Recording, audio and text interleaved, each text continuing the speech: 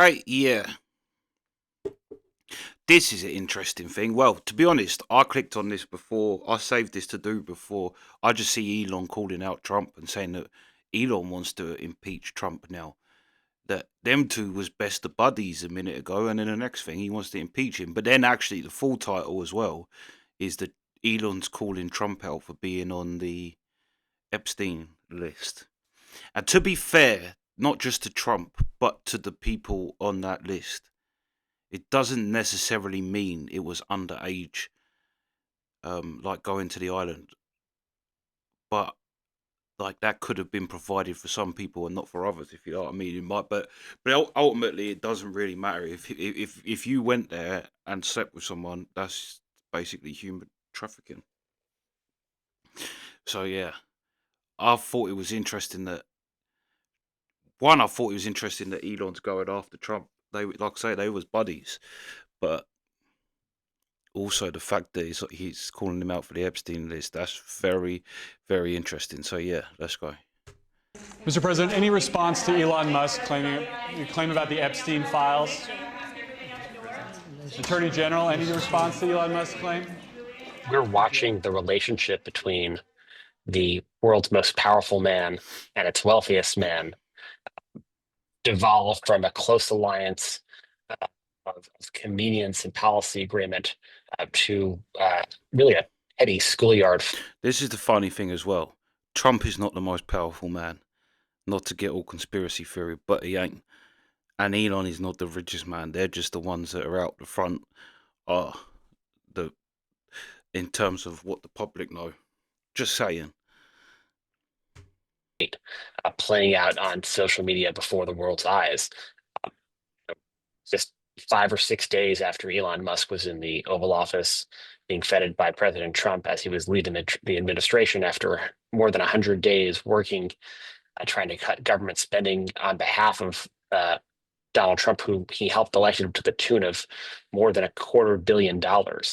They are now firing off petty insults back and forth, threatening each other's interests. And it is hard to overstate just how significant that is, not just for the future direction of the Trump administration and the Republican Party, but also key elements of the American defense industrial sector. Tensions have been brewing between Elon Musk and the president, really from the moment Elon Musk got to the White House. He was a little bit of an Icarus. He seized the limelight and challenged Donald Trump sort of as the most visible person in the Trump administration, which is never someplace that a Trump staffer wants to be in. And then from there came the policy disagreements, particularly around things like EV mandates and tax credits, which benefit Elon Musk's personal businesses. And this may be one of those moments where there's a precipitous break and maybe the floodgates open, and that the direction of this administration from today forward may look a lot different than it has been over the last 130 hot days. The criticism that I've seen, and I'm sure you've seen, regarding Elon Musk and your big, beautiful bill, what's your reaction to that? Do you think it in any way hurts passage in the Senate, which, of course, what is you're seeking? Well, look, I've always liked Elon, and it's always very surprised. You saw the words he had for me, and he hasn't said anything about me that's bad. I'd rather have him criticize me than the bill, because the bill is incredible. It's the biggest cut in the history of our country. We've never cut. It's about 1.6 trillion in cuts. It's the biggest tax, you would say. All of the things that we're doing, nobody's ever seen anything like it. And, Elon's upset because we took the EV mandate, and, which was a lot of money for electric vehicles. And, they're having a hard time, the electric vehicles. And they want us to pay billions of dollars in subsidy. And, yeah, that's crazy. Someone said, I saw someone talking about that the other day, how Elon was once beloved by the left for bringing in the electric vehicles, and now it's like they're burning Tesla places, which also setting fire to something to improve the environment is beautifully ironic. Elon knew this from the beginning. He knew it for a long time ago. That's been in there. That's been, I would say, JD, that hasn't changed. That's been right from the beginning. Mr. Secretary, that hasn't changed at all, right from the beginning. He wanted, and rightfully, he recommended somebody from, that he, I guess, knew very well. I'm sure he respected him, but to run NASA, and I didn't think it was appropriate. And he happened to be a Democrat, like totally Democrat. And I say, look, we won. We get certain privileges, and one of the privileges, we don't have to appoint a Democrat. NASA is very important. We have great people. Look, Elon and I had a great relationship. I don't know if we're well anymore. I was surprised because you were here. Everybody in this room practically was here as we had a wonderful send-off. He said wonderful things about me. You couldn't have nicer. Said the best things. He's worn the hat. Trump was right about everything. And I am right about the great, big, beautiful bill.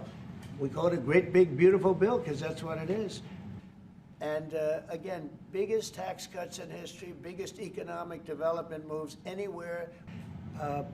But I'm very disappointed because Elon knew the inner workings of this bill better than almost anybody sitting here, better than you people. He knew everything about it. He had no problem with it. All of a sudden he had a problem. And he only developed the problem when he found out that we're going to have to cut the EV mandate because that's billions and billions of dollars.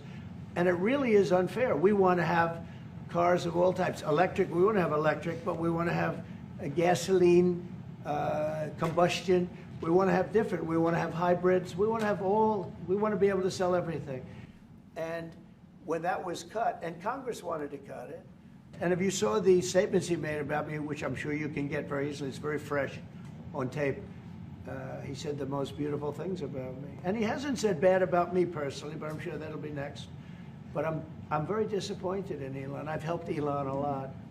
Mr. President, I just want to clarify, did he raise any of these concerns with you privately before he raised them He just publicly? said no. And this is the guy you put in charge of cutting spending. Should people not take him seriously about spending now? Are you saying this is all sour grapes? No, he worked hard, and he did a good job. And I'll be honest, I think he misses the place. I think he got out there, and all of a sudden he wasn't in this beautiful Oval Office, and he's got nice offices too. But there's something about this one. I was telling the Chancellor, this is where it is. People come in here, even from Germany. They come in and they walk into the Oval Office, and it's just a special place. It's, World War I, it started and it ended here, and World War II, and a lot of good things are happening in this room. And I'll tell you, he's not the first. People leave my administration, and they love us.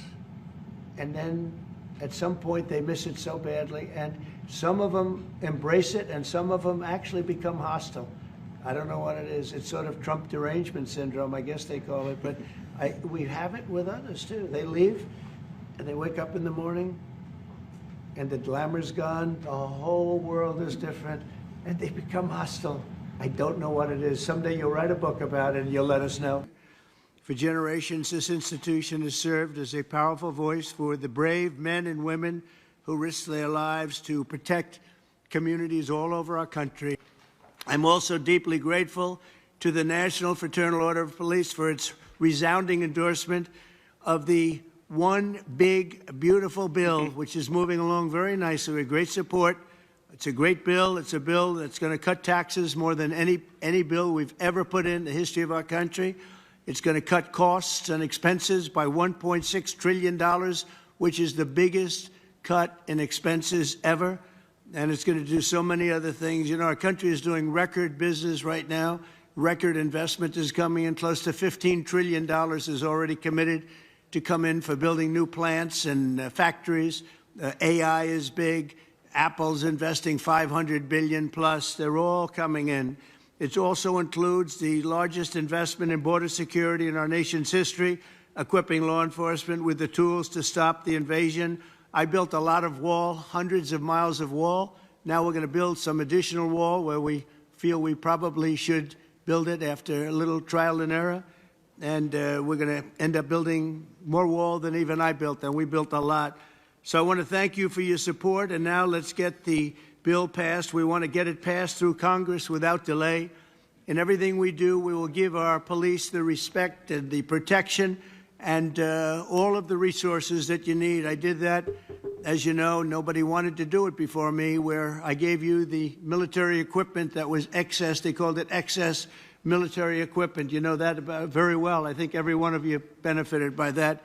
It was in warehouses, billions of dollars worth in warehouses all over the country, and other presidents didn't want to give it to you. I did, and we gave it to you, and it helped out a lot and saved a lot of police officers' lives.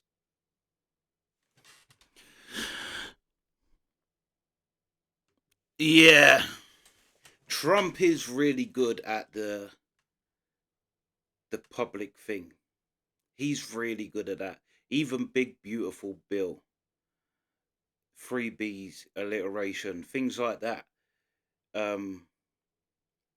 He used Trump derangement syndrome. I've seen people write that. Little things like that, like his hardcore followers. He's very, very good at talking, but yeah, the public interaction part of it. Yeah. But I was also thinking that too. Do you think Elon, like he said, that the Oval Office has an aura to it?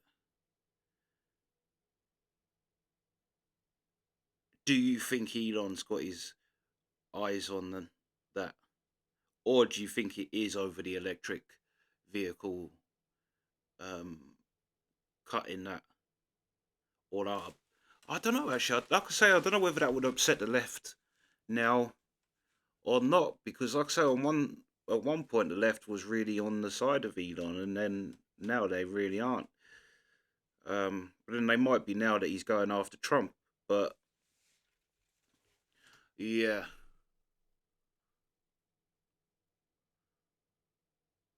mm. I wish they'd have like poked him a bit more on the Epstein list. I'd like to see what Elon had to say about that. I might see if I can find it. If anyone knows it, I'll try and look up for something of what Elon actually criticised Trump. But yeah, this is a very interesting beef. A very interesting beef, and one I didn't actually expect. But do you think as well, because like Elon with the budget, do you think, because Elon is definitely on the spectrum, the autism spectrum, without a shadow of a doubt. I think all them geniuses were, like you hear, like Tesla, who he named his company after, but Nikola Tesla, he had to be like. There's no way you can think like that without something else going on. But and you saw how he was standing behind Trump.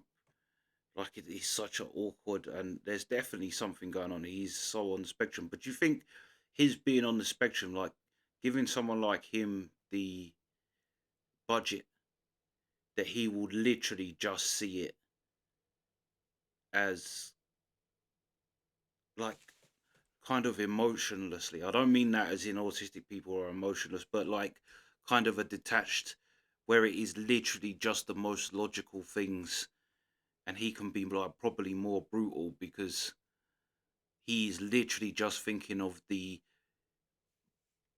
fundamental cutting of things. Do you know what I mean? Like, yeah, I thought that he might not be a good person. He might like, yeah, go a bit too hard. But now it seems like they've fallen out anyway. Also, Trump, he just makes me laugh. There's definitely a crossover with him and Jesse. Even the big beautiful bill, the big beautiful wall. That's what Jesse always says. Like Jesse Lee Peterson and Trump.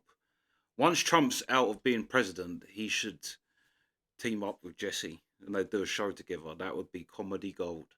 But there's such a crossover between them two. I see why Jesse likes Trump so much. He is him. He's like the white him.